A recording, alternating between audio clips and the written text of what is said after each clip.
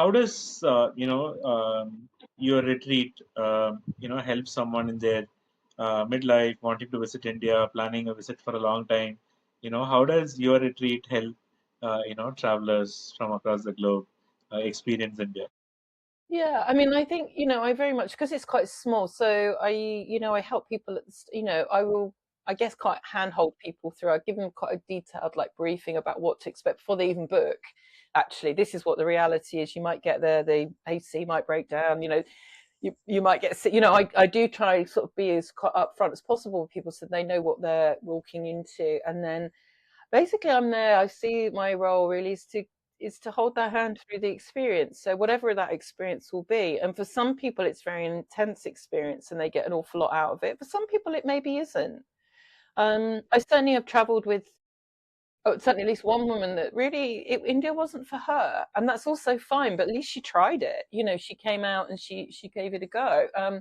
But for many of them, I think once you sort of peel away that kind of anxious layer, they're curious and they're interested, and I think the warmth of the Indian people kind of gets into under your skin, and I think for them too, they really feel that. So a number of them have like come to one trip and are now booking second trips with me to go to different parts of India and experience different things. And I think that for me is what I would like them to see, that, you know, India's huge. There's so much to see. I think I'll be spending the rest of my life just exploring. My friends keep saying, "Well, are you going to go anywhere else?" I'm like, I don't think so. There's so much to see in India. I know you mentioned that you mentioned 10 places in India last time, and you said I've still scratched the surface. There's a lot more to do in India. I Yeah. Well, remember that.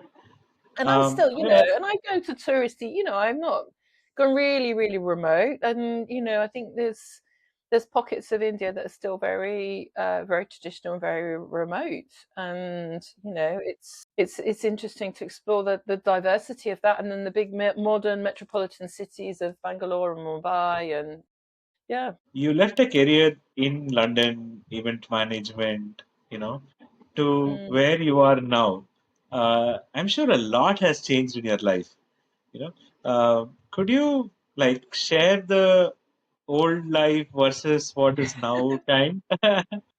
Yeah, sure. And actually, before COVID, particularly, I was so busy. I was head of philanthropy for a London medical research charity. I had a team of fundraisers. We had big targets to reach, to raising money from these really generous, wealthy donors.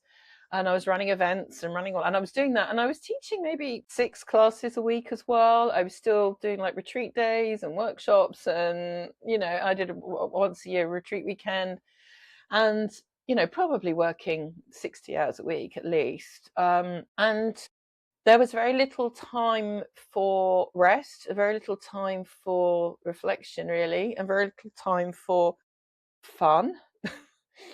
And that's something that I think I've realized when I finally stopped and went traveling. Actually, I found it really hard, really, really hard. Having worked for 25 years, and I was brought up with a father that was very productivity driven, very ambitious for me. I did a law degree, for goodness sake. I was going to be, that type A person. And when I finally stopped, and I was finding myself sitting on a beach on a Monday morning in Thailand, and I had huge amounts of guilt. Actually, I was like, "Well, I should be doing something. I should be learning something. I should be doing. I must listen to this podcast. I must learn this stuff. I must start learning astrology. I must," which I did.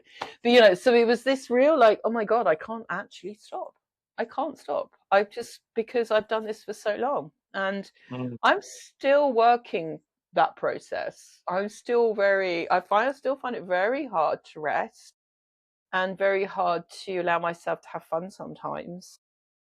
That for me has been a big journey, and a big part of that India journey has been, yeah, seeing that actually in India, like family and the festivals and community are really important. People stop work, it doesn't happen so much. We have limited holiday in comparison, really, in England. But you sort of see people come together and they're joyful and they're sharing those moments. And I think I love that India makes me become more present. I think it takes me out of my monkey mind a little bit, the jittery, and it makes me become more present, because you have to be present in India, because like anything can happen at any time. So Yeah. that's one of the gifts that I think India offers, actually.